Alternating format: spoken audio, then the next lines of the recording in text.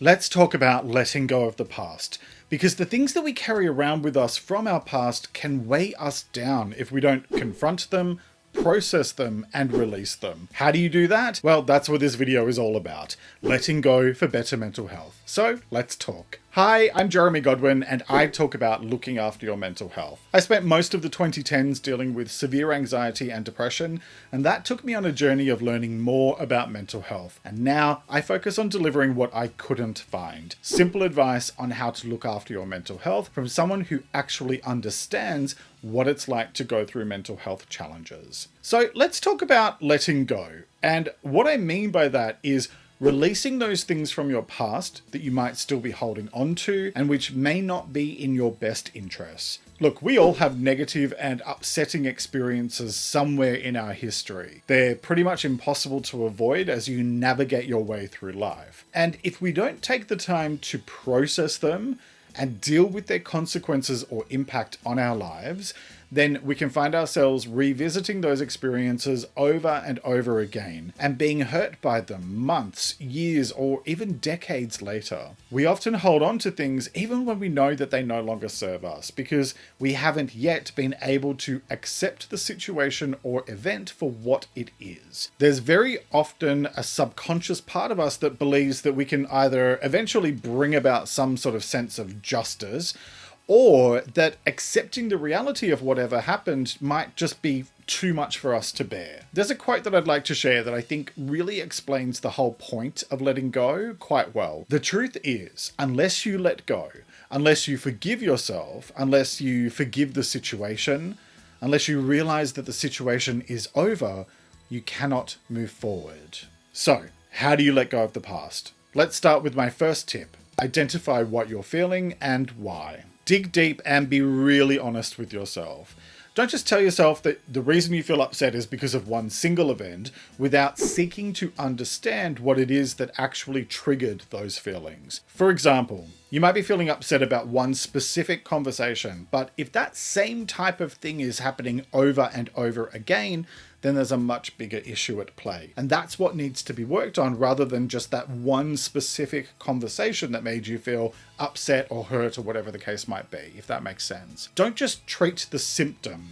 Identify the root cause and deal with that so that you can then be much better equipped to let go without having more issues that are related keep on popping up time and time again. Next, confront the emotions. Because quite often you just need to feel what you need to feel before you can then dig into it and deal with it. And that's okay. Sometimes we act like we're not supposed to feel stuff like anger or fear or whatever, but we're only human. So you need to listen to what your emotions are trying to tell you instead of just ignoring them.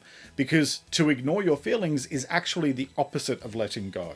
That's suppressing them, and that can lead to things building up, which is never a good thing because they usually explode. Next, let it out if you need to let it out. Write it down or talk about it with someone that you trust or with a professional. I'm someone who needs to get things out in order to let them go, which many years ago used to result in unhealthy behaviors like gossiping or blowing up at people when I felt that I was being pushed too far. And that's something I still have to be conscious about controlling every day. But the choice you need to make is whether the way you let it out is going to be healthy or unhealthy.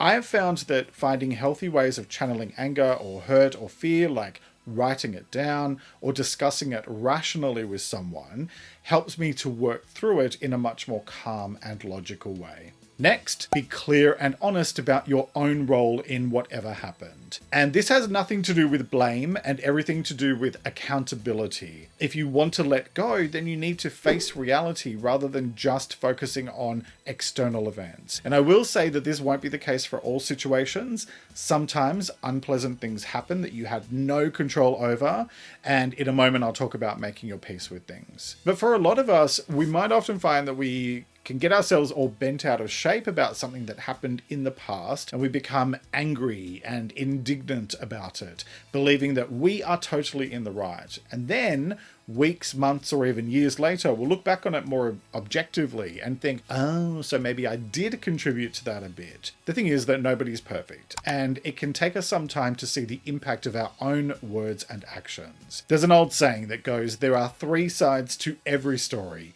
yours, mine, and the truth. And that generally means that the truth lies sort of somewhere in the middle of most situations because we get bogged down by our own perceptions. That doesn't make what the other person said or did okay, but finding peace requires us to be honest about the role that we played in the situation as well, rather than pinning all of the blame on somebody else and abdicating all responsibility. Look, contributing to an argument doesn't make you a bad person, it just makes you a person.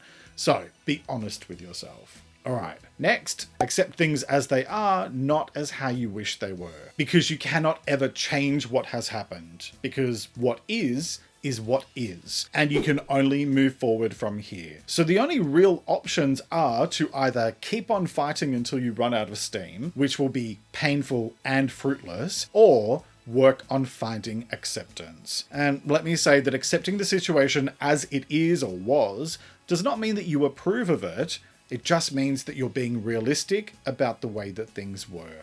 Okay, next, focus on you. Because acceptance and letting go has nothing to do with anyone else but you. The thing is that you cannot ever possibly control what other people do or don't do. The only direct control that you have in life is yourself, what you do and say, as well as what you choose to do with your feelings. So when it comes to dealing with stuff from your past, your focus needs to be 100% on you.